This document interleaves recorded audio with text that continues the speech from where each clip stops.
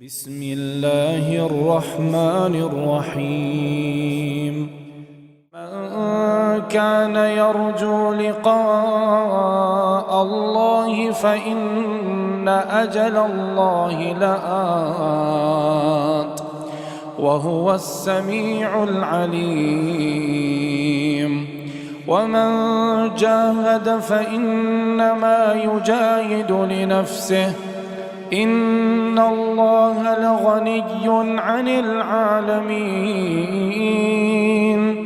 والذين آمنوا وعملوا الصالحات لنكفرن عنهم سيئاتهم ولنجزينهم أحسن الذي كانوا يعملون.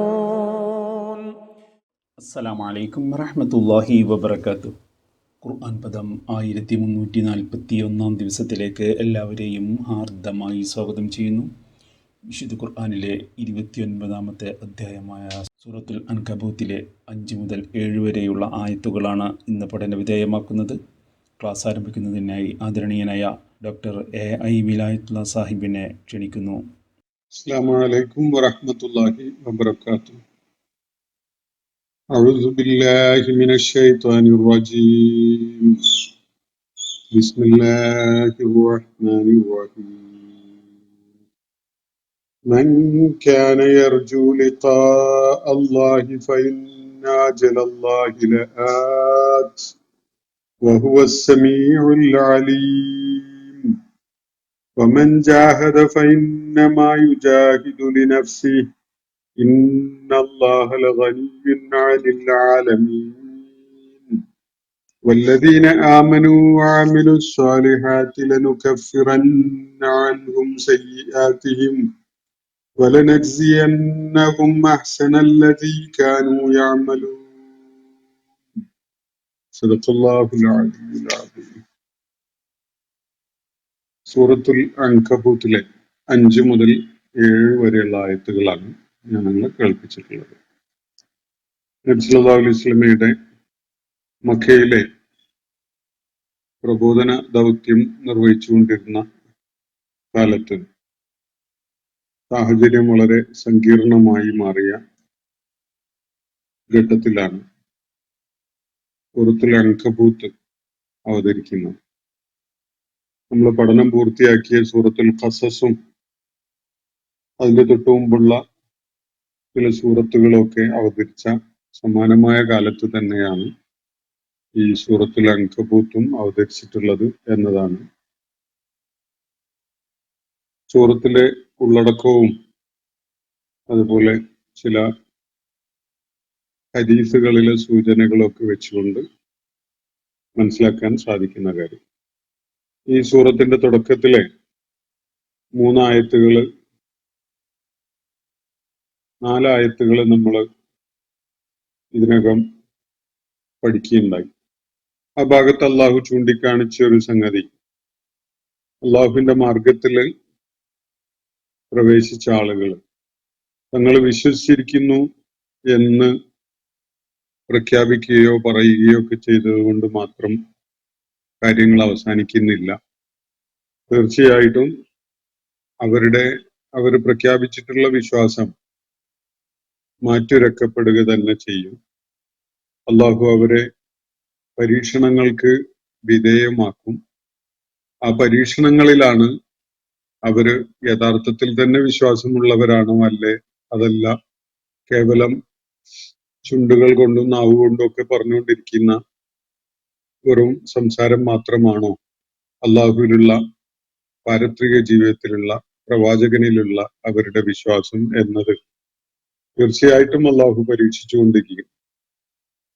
മുമ്പ് കഴിഞ്ഞു പോയ സമൂഹങ്ങളെയൊക്കെ അള്ളാഹു ഈ വിധത്തില് പരീക്ഷിക്കുകയുണ്ടായിട്ടുണ്ട്. അവരിൽ ആരാണ് സത്യസന്ധമായി വിശ്വാസത്തിന്റെ പാതയിൽ നിലക്കൊണ്ടിരുന്നത്, ആരാണ് വ്യാജമായ സംസാരം മാത്രം നടത്തിക്കൊണ്ടിരുന്നത് എന്നത് അള്ളാഹു തീർച്ചയായിട്ടും പരീക്ഷിക്കുകയും അതിലൂടെ അവരുടെ ശരിയായ നിലപാട് വെളിപ്പെടുത്തപ്പെടുകയും ചെയ്യും എന്നാണ് അള്ളാഹു ചൂണ്ടിക്കാണിക്കുകയുണ്ടായത്. എന്നാൽ നിഷേധത്തിന്റെ മാർഗം തെരഞ്ഞെടുത്ത് സയ്യിആത്തുകളുടെ ആളുകളായി മാറുന്നവര്, അവര് അള്ളാഹുവിനെ അങ്ങ് തോൽപ്പിച്ചു കളയാം, തങ്ങളുടെ നിലപാടുകൾ കൊണ്ട് അവര് വിജയിച്ച് മുന്നേറും എന്നൊന്നും കരുതേണ്ടതില്ല. അങ്ങനെ അവർ സങ്കല്പിക്കുന്നുവെങ്കിൽ അവര് വളരെ അബദ്ധജടിലമായ ഒരു ഒരു ഒരു വിധി തീർപ്പാണ് സ്വന്തം കാര്യത്തിൽ തന്നെ നടത്തുന്നത് എന്നാണ് അള്ളാഹുവോടെ പറഞ്ഞു വെക്കുകയുണ്ടായത്. അതിനെ തുടർന്ന് ഈ ആശയങ്ങളുമായി ബന്ധപ്പെട്ടുകൊണ്ടുള്ള കാര്യങ്ങൾ തന്നെയാണ് ഇന്ന് ഞാൻ നിങ്ങളെ കേൾപ്പിച്ചിട്ടുള്ള ആയത്തുകളിലും അടങ്ങിയിട്ടുള്ളത്. വിശ്വാസത്തിന്റെ മാർഗം എന്നത് കേവലം നാവ് കൊണ്ട് അല്ലെങ്കിൽ ചുണ്ടുകൾ കൊണ്ട് ഉച്ചരിക്കുന്നത് മാത്രമല്ല, അല്ലെങ്കിൽ ബുദ്ധി കൊണ്ട് അംഗീകരിക്കുന്നത് മാത്രവുമല്ല.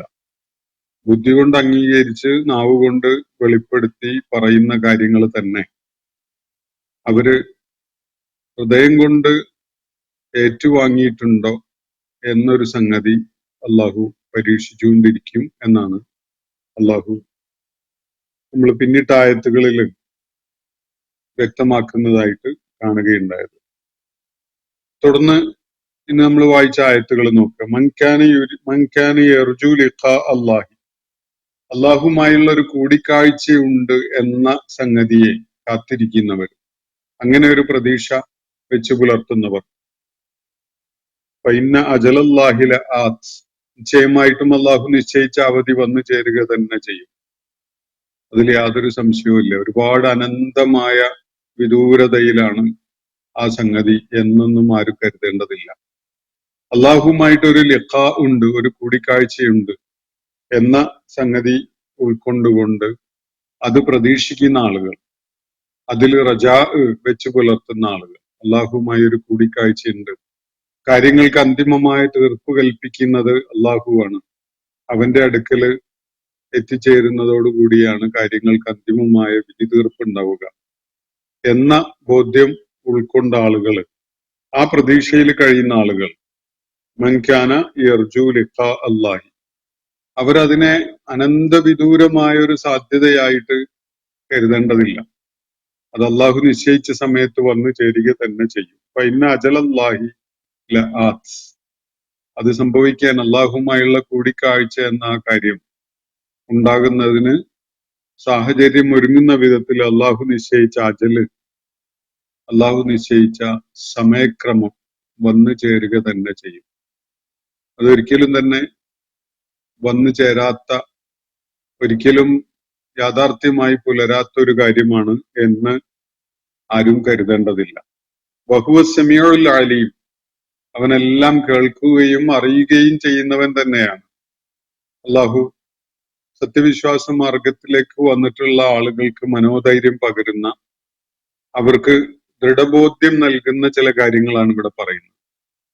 വിശ്വാസ മാർഗത്തിലേക്ക് വന്നിട്ടുള്ള ആളുകൾ തീർച്ചയായിട്ടും അള്ളാഹുമായുള്ള ഒരു കൂടിക്കാഴ്ച അവർക്ക് വാഗ്ദാനമായിട്ട് നൽകപ്പെട്ട ഒരു സംഗതിയാണ്.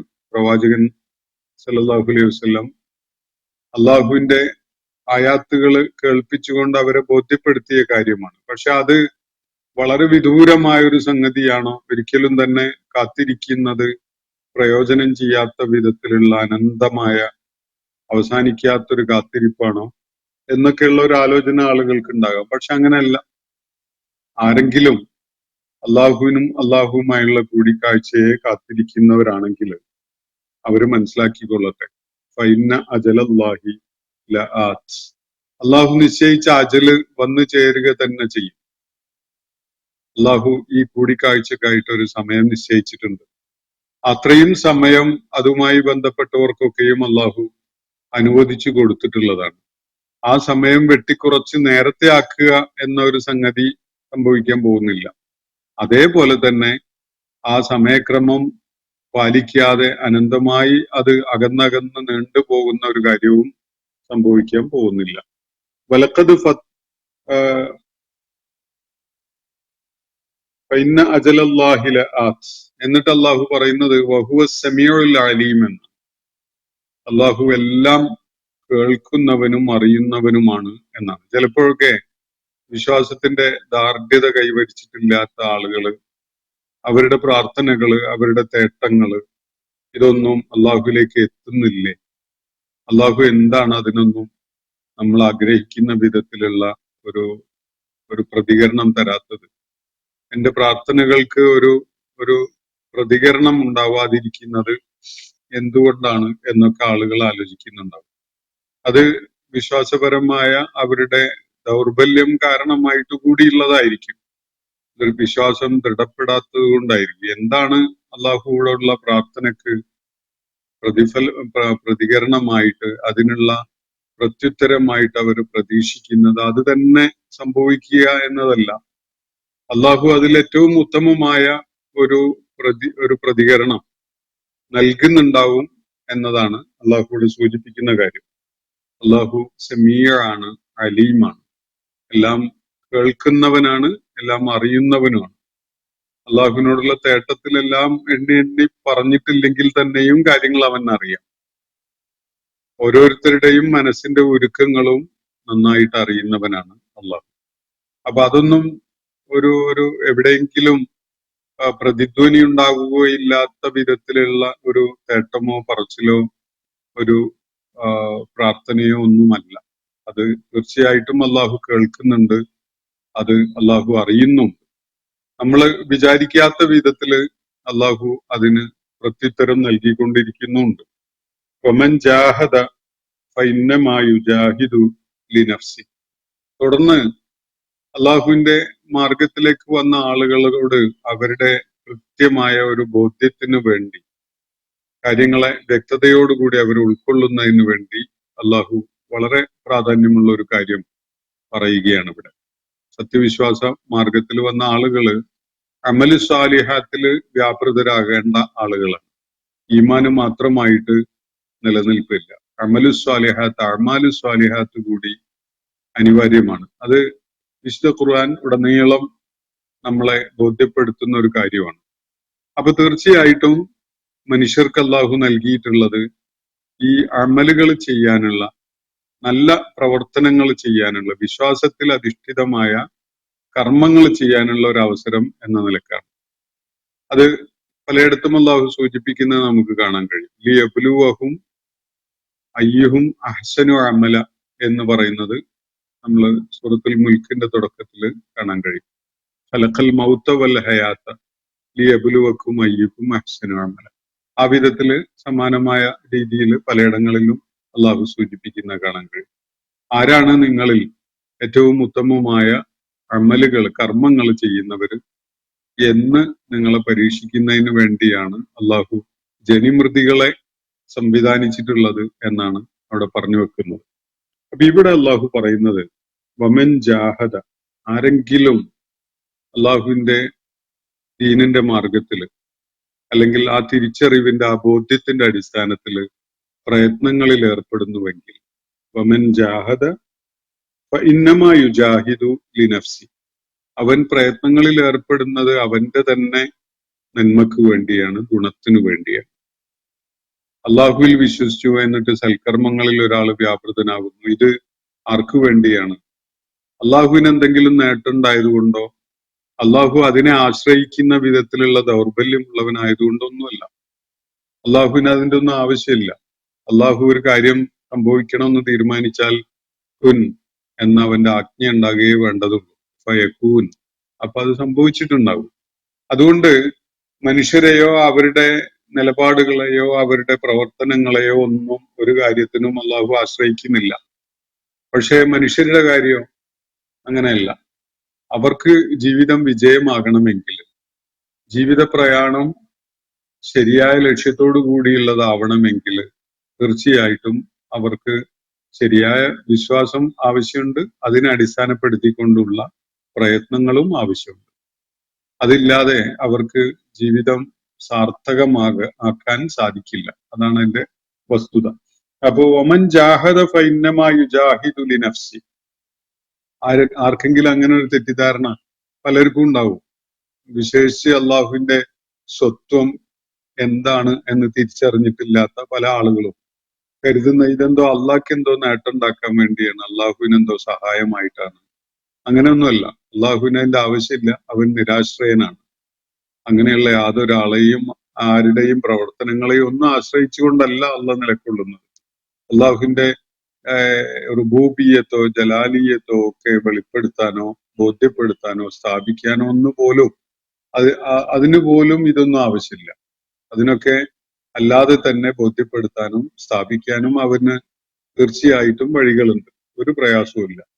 പക്ഷെ ആരെങ്കിലും വല്ല പ്രയത്നങ്ങളിലും ഏർപ്പെടുന്നുണ്ടെങ്കിൽ വമൻ ജാഹദ, മുജാഹദത്ത് അല്ലെങ്കിൽ ജിഹാദ് എന്നൊക്കെ പറയുന്ന വാക്കുകൾ അടിസ്ഥാനപരമായി ജുഹുദാണ്, പ്രയത്നമാണ്. നന്മ ചെയ്യാൻ വേണ്ടിയുള്ള നിരന്തരമായ പ്രയത്നത്തെയാണ് ഇവിടെ സൂചിപ്പിക്കുന്നത്. ഇപ്പോ ഒരാള് സത്യം തിരിച്ചറിയുക എന്നത് പോലും ഈ ജുഹുദിന്റെ ഫലമാണ്. പ്രയത്നം എടുക്കാതെ ബുദ്ധിപരമായിട്ടും അതുപോലെ ശാരീരികമായും മാനസികമായും ഒക്കെയുള്ള പ്രയത്നങ്ങൾ ചെയ്യാതെ ഒരാൾക്കും ഒന്നും നേടാൻ കഴിയില്ല. സത്യവിശ്വാസം ഒരാൾക്ക് ഉൾക്കൊള്ളാൻ സാധിക്കുന്നത് തന്നെ അയാള് അതിനോട് റെസിപ്രൊക്കേറ്റ് ചെയ്യുമ്പോഴാണ്. ഒരു വസ്തുത മുന്നിൽ അവതരിപ്പിക്കപ്പെടുമ്പോൾ അത് ശരിയാണോ തെറ്റാണോ എന്ന് മനസ്സിലാക്കാൻ സ്വന്തം ഭാഗത്ത് നിന്ന് ഒരു പ്രയത്നം ഉണ്ടാകുമ്പോൾ മാത്രമേ സാധിക്കുകയുള്ളൂ. അത് ജുഹുദാണ്, അല്ലെങ്കിൽ മുജാഹദത്താണ്, ജിഹാദാണ്. അതുപോലെ ഒരാൾ നന്മ എന്താണ് തിന്മ എന്താണ് എന്ന് മനസ്സിലാക്കിയതിന് ശേഷം താനെ നന്മയുടെ ആളായി മാറുമൊന്നുമില്ല. തിന്മയുടെ ആളാവാതിരിക്കാനുള്ള പ്രയത്നം അയാളുടെ ഭാഗത്തുനിന്ന് വേണം. നന്മ ചെയ്തുകൊണ്ട് നന്മയിൽ മുന്നേറാനുള്ള ആഗ്രഹവും അതിനനുസരിച്ചുള്ള പ്രയത്നവും ഒരാളിൽ ഉണ്ടാവണം. അപ്പോഴേ അത് ഫലം ഉണ്ടാക്കുകയുള്ളൂ. അതുകൊണ്ട് അള്ളാഹു സൂചിപ്പിക്കുന്നത് വമൻ ജാഹദ, ആരെങ്കിലും പ്രയത്നങ്ങളിൽ ഏർപ്പെടുന്നുവെങ്കിൽ. ഇങ്ങനെ ന്യൂട്രൽ ആയിട്ട് ഇത് പറയുമ്പോൾ നന്മയിലേക്ക് മുന്നേറാനും വിജയം വരിക്കാനും ഒക്കെയുള്ള പ്രയത്നങ്ങളിൽ ഏർപ്പെടുന്നുവെങ്കിൽ എന്നാണ് നമ്മൾ മനസ്സിലാക്കുക. കാരണം പ്രയത്നങ്ങള് ലക്ഷ്യരഹിതമായാൽ അതിന് പ്രത്യേകിച്ച് ഫലമൊന്നുമില്ല. അപ്പോൾ വിജയം നേടാനാണ്, ആത്യന്തികമായ സത്യം ഉൾക്കൊണ്ടുകൊണ്ട് വിജയം നേടാൻ വേണ്ടിയുള്ള പ്രയത്നങ്ങളിൽ ആരെങ്കിലും ഏർപ്പെടുന്നുവെങ്കിൽ ഇന്നമാ യുജാഹിദു ലി നഫ്സിഹി, അവൻ പ്രയത്നങ്ങളിൽ ഏർപ്പെടുന്നത് അവന് വേണ്ടി തന്നെയാണ്. അവന്റെ ശരീരത്തിന് എന്നൊക്കെ ആളുകൾ ചിലപ്പോൾ തെറ്റായി അതിന് അർത്ഥം പറയും. അത് ശരിയല്ല. അവന് വേണ്ടി തന്നെയാണ്. അത് അവന്റെ തന്നെ ആവശ്യത്തിന് വേണ്ടിയാണ്, വേറെ ആരുടെയെങ്കിലും നേട്ടത്തിന് വേണ്ടിയല്ല. ആരെങ്കിലും ഒരു ജുഹദിൽ ഏർപ്പെടുന്നു, ഒരു മുജാഹദത്തിൽ ഏർപ്പെടുന്നു എങ്കിൽ അത് എല്ലാം പെടും അതിൽ. അത് സത്യം തിരിച്ചറിയാനുള്ള പ്രയത്നം, അതിനെ തുടർന്ന് അത് പ്രഖ്യാപിക്കാനുള്ള പ്രയത്നം, അത് ആളുകൾ കേൾക്കുമ്പോൾ അതിനോട് അവർ ക്രോധത്തോടു കൂടി പ്രതികരിക്കുമ്പോൾ ആ സാഹചര്യങ്ങളെ നേരിടാനുള്ള പ്രയത്നം, വേണ്ടി വരുമ്പോൾ അത്തരം തിന്മയുടെ ശക്തികളുമായിട്ട് പോരാടേണ്ടി വരുമ്പോൾ ആ പോരാട്ടങ്ങൾക്ക് വേണ്ടിയുള്ള പ്രയത്നം, ഇതൊക്കെ ഉൾപ്പെടുന്നതാണ് ഈ ജിഹാദ് എന്ന പദം. ഇത് മക്കയിൽ അവതരിച്ച സൂറത്താണ്. ഇതിനെ നമ്മൾ പ്രത്യക്ഷത്തിൽ തന്നെ ഏറ്റുമുട്ടലെന്നോ അല്ലെങ്കിൽ അള്ളാഹുവിന്റെ മാർഗത്തിലുള്ള സമരം എന്നോ യുദ്ധം എന്നൊന്നും മനസ്സിലാക്കേണ്ടതില്ല. ആദ്യകാലത്ത് അവര് പലപ്പോഴും സഹന സമരമാണ് നടത്തിയിരുന്നത് എന്നതാണ് എല്ലാവർക്കും അറിയാവുന്ന ഒരു വസ്തുത. സഹനം അവലംബിക്കുക, കണ്ടും കേട്ടും പിടിച്ചു നിൽക്കുക എന്നത് തന്നെ വളരെ വലിയ ജിഹാദായിരുന്ന ഒരു കാലമാണത്. അതുകൊണ്ട് ജിഹാദിന് പല തലങ്ങളും ഉണ്ട്. ആവശ്യമുള്ള ഓരോ ഘട്ടങ്ങളിലും അതിന് ഓരോ പ്രാധാന്യമാണുള്ളത്. അത് എന്തായാലും ഒരു കോഴ്സിന് വേണ്ടി നിലകൊള്ളുമ്പോൾ എന്താണോ ആവശ്യമുള്ളത് അത് ചെയ്തുകൊണ്ടിരിക്കലാണ് ജിഹാദ് എന്ന് പറയുന്നത്. അപ്പോ ആരെങ്കിലും പ്രയത്നങ്ങളിൽ ഏർപ്പെടുന്നുവെങ്കിൽ ഇന്നമാ യുജാഹിദു ലി നഫ്സി, അയാള് ആ പ്രയത്നങ്ങളിൽ ഏർപ്പെടുന്നത് അയാൾക്ക് വേണ്ടി തന്നെയാണ്. അള്ളാഹുവിന് എന്തെങ്കിലും നേട്ടം ഉണ്ടാകാൻ വേണ്ടിയല്ല, സ്വന്തം നേട്ടത്തിന് വിജയത്തിന് വേണ്ടി തന്നെയാണ് അത്. ഇന്നല്ലാഹ ലഗനിയ്യുൻ അനിൽ ആലമീൻ, ലോകരിൽ നിന്നൊക്കെ ഐശ്വര്യവാനാണ് അള്ളാഹു എന്നാണ് അള്ളാഹു ഇവിടെ പറയുന്നത്. നിരാശ്രയനാണ്. മനുഷ്യരോ ജിന്നുകളോ ജീവജാലങ്ങളോ അള്ളാഹുവിന്റെ സൃഷ്ടിജാലങ്ങളായ എന്തെങ്കിലും ഒന്ന്, ഇതിനൊന്നും ആശ്രയിച്ചുകൊണ്ടുള്ള ഒരു നിലനിൽപ്പല്ല അള്ളാഹുവിനുള്ളത്. അള്ളാഹു ഖനിയാണ്. ഖനി എന്ന് പറഞ്ഞ നിരാശ്രയൻ, ഐശ്വര്യവാൻ, സമ്പന്നൻ എന്നൊക്കെ അർത്ഥമുണ്ട്. എന്ന് പറഞ്ഞാൽ മറ്റുള്ളവരെ ഒരു കാര്യത്തിലും ആശ്രയിക്കേണ്ടതില്ലാത്തവനാണ് ഖനിയ്യ്. അപ്പൊ അള്ളാഹു ആ നിലക്ക് ഖനിയ്യാണ്. അള്ളാഹുവിന്റെ ഖനിയ്യ് എന്ന അവസ്ഥ ലോകത്തെ ഒരാളെയും മാലോകരിൽ ഒരാളെയും ആശ്രയിക്കേണ്ടതില്ലാത്ത ഒരു ഔന്നത്യവും ഒരു നിരാശ്രയത്വവുമാണ് അള്ളാഹുവിനുള്ളത്. അതുകൊണ്ട് ആരും ജിഹാദിൽ ഏർപ്പെടുന്നുണ്ടെങ്കിൽ അത് അള്ളാഹുവിന് വേണ്ടിയാണ്, അത് ഉണ്ടായാലേ അള്ളാഹു നിലനിൽക്കുള്ളൂ എന്നൊരു തെറ്റിദ്ധാരണ ആർക്കും വേണ്ട. അത് ഓരോരുത്തരുടെയും ജീവിത പ്രയത്നങ്ങള് അങ്ങനെ നിർവഹിക്കപ്പെടുന്നത് അവരുടെ തന്നെ വിജയത്തിന് വേണ്ടിയാണ്, അവരുടെ തന്നെ നേട്ടത്തിന് വേണ്ടിയാണ്. അള്ളാഹു അതിനെയൊന്നും ആശ്രയിച്ചുകൊണ്ട് നിലകൊള്ളുന്ന ഒരാളല്ല. അപ്പോ ആരെങ്കിലും സഹനം അവലംബിക്കുന്നുവെങ്കിൽ അത് ആർക്കു വേണ്ടിയാണ്? അത് അയാളുടെ തന്നെ സ്വത്വപരമായ ശരിയായ ദിശയിൽ നീങ്ങാനും നിലക്കൊള്ളാനും ഒക്കെയുള്ള ഒരു ആവശ്യത്തിന് വേണ്ടിയാണ് അയാള് അത്തരം സഹനത്തിൽ ഏർപ്പെടുന്നത്. സഹിക്കേണ്ട സമയത്ത് സഹിക്കേണ്ടി വരും. സഹനം അവലംബിക്കുക എന്നത് ഒരാളുടെ നിലനിൽപ്പ്, അയാളുടെ സ്വത്വം തകരാതെ നഷ്ടപ്പെടാതെ അത് വികലമാവാതെ പിടിച്ചു നിൽക്കാൻ ആവശ്യമായ ഒരു സംഗതിയായിരിക്കും. പലപ്പോഴും നമ്മുടെയൊക്കെ സാമൂഹ്യ രാഷ്ട്രീയ സാഹചര്യത്തിൽ വളരെ നമ്മൾ ബോധ്യത്തോടു കൂടി മനസ്സിലാക്കി വെക്കേണ്ട ഒരു സംഗതിയാണ്.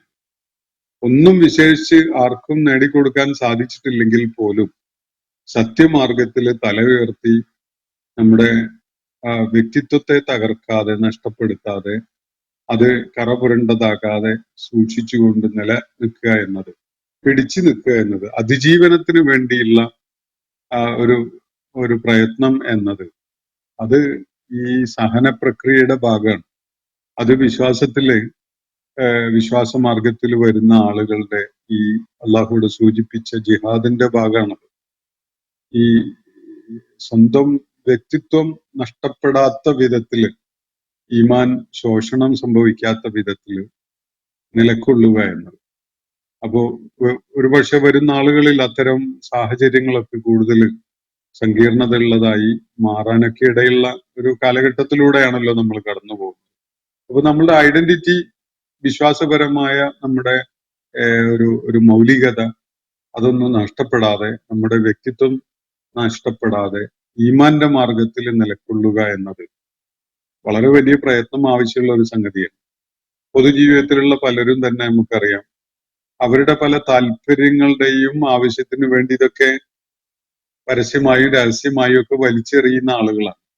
ഒരു കാലത്ത് വിശ്വാസപരമായ ഔന്നത്യം ഉയർത്തിപ്പിടിച്ചുകൊണ്ട് നിലക്കൊണ്ടിരുന്ന ആളുകൾ ചില താല്പര്യങ്ങളുടെ ആളുകളായി മാറുകയും അതിനു വേണ്ടി സ്വന്തം സ്വത്വവും മേൽവിലാസവും വിശ്വാസപരമായ അവരുടെ വ്യതിരക്തതയും ഒക്കെ നഷ്ടപ്പെടുത്തിയിട്ട് പല വിധത്തിലുള്ള കീഴടങ്ങലുകളുടെയും ആളുകളായി മാറുന്നത് നമ്മൾ ദിനേന കണ്ടുകൊണ്ടിരിക്കുന്നുണ്ട്.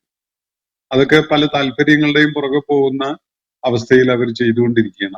അപ്പോഴാണ് നമുക്ക് ബോധ്യപ്പെടുക, വിശ്വാസപരമായി ശോഷണം സംഭവിക്കാതെ സത്യവിശ്വാസത്തിന്റെ ആ സ്വത്വം നമ്മൾ നഷ്ടപ്പെടുത്താതെ പിടിച്ചു നിൽക്കുക എന്നത് തന്നെ വലിയൊരു ജിഹാദാണ്, വലിയൊരു പ്രയത്നമാണ് എന്നത് നമുക്ക് ബോധ്യപ്പെടും. കാരണം പല താല്പര്യങ്ങളുടെയും ആളുകളായി മാറുന്നവർ അതൊക്കെ കൈയൊഴിയുന്നതും അതൊക്കെ ഇട്ടേച്ച് മറ്റു പലതിന്റെയും പുറകെ പോകുന്നതും ഒക്കെ നമുക്ക് കാണാൻ സാധിക്കുന്നുണ്ട്. അതുകൊണ്ട് തന്നെ ഇത് സ്വന്തം നിലനിൽപ്പിന്റെയും വിജയത്തിന്റെയും ഒക്കെ ആവശ്യമായ ഒരു പ്രയത്നമാണ്. അത് അള്ളാഹുവിന് എന്തെങ്കിലും നേട്ടം ഉണ്ടാക്കി കൊടുക്കാൻ വേണ്ടിയാണ് എന്ന് ആരും കരുതേണ്ടതില്ല. അള്ളാഹു അതിൽ നിന്നൊക്കെ അതീതനാണ്. ഇന്നല്ലാഹ ലഗനിയ്യുൻ അനിൽ ആലമീൻ. മുഴു ലോകങ്ങളുടെയും അതിലുള്ള ജീവജാലങ്ങളുടെയും ഒക്കെ അവരിൽ നിന്നൊക്കെ ഉയർന്നു നിൽക്കുന്ന ഐശ്വര്യമുള്ളവനാണ് അള്ളാഹു. അവരെയൊന്നും ആശ്രയിച്ചുകൊണ്ടല്ല അള്ളാഹുവിന്റെ നിലനിൽപ്പ്. അള്ളാഹു തന്റെ സൃഷ്ടിജാലങ്ങളായ സകല ലോകങ്ങളിലെയും ജീവജാലങ്ങളിൽ നിന്നൊക്കെ തന്നെ നിരാശ്രയനായിട്ട് നിലകൊള്ളുന്നവനാണ്. അവന് നിങ്ങളുടെ ജിഹാദ്, നിങ്ങളുടെ പ്രയത്നം അവന്റെ ആവശ്യത്തിന് വേണ്ടി വേണ്ടതില്ല. അത് നിങ്ങളുടെ തന്നെ നേട്ടത്തിന് വേണ്ടിയുള്ളതാണ് എന്നാണ് അള്ളാഹുവിടെ പറയുന്നത്. വല്ലദീന ആമനു വഅമിലു സ്വാലിഹാത്ത്. ഇനി വിശ്വാസം ഉൾക്കൊണ്ട ആളുകൾ, അതിന്റെ അടിസ്ഥാനത്തിലുള്ള കർമ്മങ്ങളിൽ ഏർപ്പെടുന്ന ആളുകൾ, വിശ്വസിക്കുകയും സൽക്കർമ്മികളായി മാറുകയും ചെയ്യുന്നവർ, ലനുകഫിറന്ന അൻഹും സയ്യിആതിഹിം. അള്ളാഹു ഒരു വാഗ്ദാനം നൽകുകയാണ് ഇവിടെ.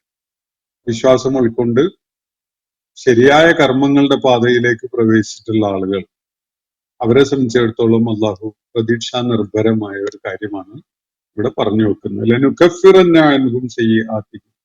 അവരുടെ സകല ദൂഷ്യങ്ങളെയും നാം തീർച്ചയായും അവർക്ക് പരിഹരിച്ചു കൊടുക്കും. ലനുകഫിറന്ന, നുകഫിറന്ന എന്ന് പറഞ്ഞാൽ തീർച്ചയായിട്ടും നാം അതിനെ മറച്ചു പിടിക്കും, മൂടിയിടും, അതിനെ ഇല്ലാതാക്കും, കാണാതെയാക്കും എന്നൊക്കെയാണ് അതിന്റെ സൂചന. കഫറ എന്നാലും മൂടിയിടുക, മറച്ചു പിടിക്കുക എന്നൊക്കെയുള്ള അതിന്റെ ബേസിക് മീനിങ്. നിഷേധിക്കുക എന്നൊക്കെയുള്ള അർത്ഥം വരുന്നത് അങ്ങനെയാണ്. സത്യം അറിഞ്ഞുകൊണ്ട് അതിനെ മൂടിയിടുന്ന, അതിനെ മറച്ചു പിടിക്കുന്ന ഒരു നിലപാട് സ്വീകരിക്കുമ്പോഴാണ് ഒരാൾ കാഫിറായി മാറുന്നത്. അപ്പോ വിശ്വസിക്കുകയും ശരിയായ പ്രവർത്തനങ്ങളിൽ ഏർപ്പെടുകയും ചെയ്യുന്ന ആളുകളുണ്ടല്ലോ, അവര് ആശങ്കപ്പെടേണ്ട. അവർക്ക് രണ്ടു വിധത്തില് ഈ ആയത്തിനെ അങ്ങനെയാണ് വിശദീകരിക്കപ്പെടുന്നത്. ഒന്ന്, വിശ്വാസമാർഗത്തിലേക്ക് വരുന്നതിന് മുമ്പ് അവരുടെ ഭാഗത്ത് സംഭവിച്ചു പോയിട്ടുള്ള വലിയ പിഴവുകൾ, അതൊക്കെയും തന്നെ വിശ്വാസം ആർജിക്കുന്നതോടുകൂടി അത് പുറത്തു കൊടുക്കപ്പെട്ടതായി മാറുകയാണ്. അള്ളാഹു ഒരാളുടെ സയ്യിആത്തുകളൊക്കെയും തന്നെ അയാളുടെ വിശ്വാസം സ്വീകരിക്കുന്ന ആ പ്രയത്നത്തിലൂടെ അത് കാരണമായി മുഴുവനായിട്ടും പുറത്തു കൊടുക്കുമെന്ന് നബി സല്ലല്ലാഹു അലൈഹി വസല്ലം വ്യക്തമാക്കുന്നുണ്ട്. ഖുർആനിലെ പലയിടത്തും നമുക്കത് വ്യക്തമാക്കപ്പെടുന്നത് കാണാൻ സാധിക്കും. എന്തായാലും ലനുകഫിറന്ന അൻഹും സയ്യിആതിഹിം. മറ്റൊന്ന്, വിശ്വാസമാർഗത്തിലേക്ക് വന്നിട്ടുള്ള ആളുകൾ തന്നെ മനുഷ്യ സഹജമായ പല വീഴ്ചകളും അതുപോലെ പോരായ്മകളും തിന്മകളും ഒക്കെ ചെയ്തു പോവാൻ ഇടയുണ്ട്.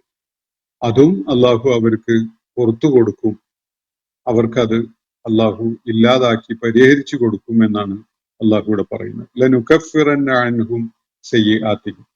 എന്നിട്ട് പറയുന്നത് വലനജ്സിയന്നഹും, നാം അവർക്ക് പ്രതിഫലം നൽകും, അഹ്സനല്ലദീ കാനൂ യഅമലൂൻ, അവർ ചെയ്തുകൊണ്ടിരുന്നതിലെ ഏറ്റവും ഉത്തമമായതിന്റെ അടിസ്ഥാനത്തിൽ. വലിയ സാധ്യതയുള്ള ഒരു കാര്യമാണ് അള്ളാഹുവോട് പറയുന്നത്. ആളുകളുടെ പ്രവർത്തനങ്ങൾക്ക് പല ക്വാളിറ്റിയും ഗ്രേഡും ഒക്കെ ഉണ്ടാവും.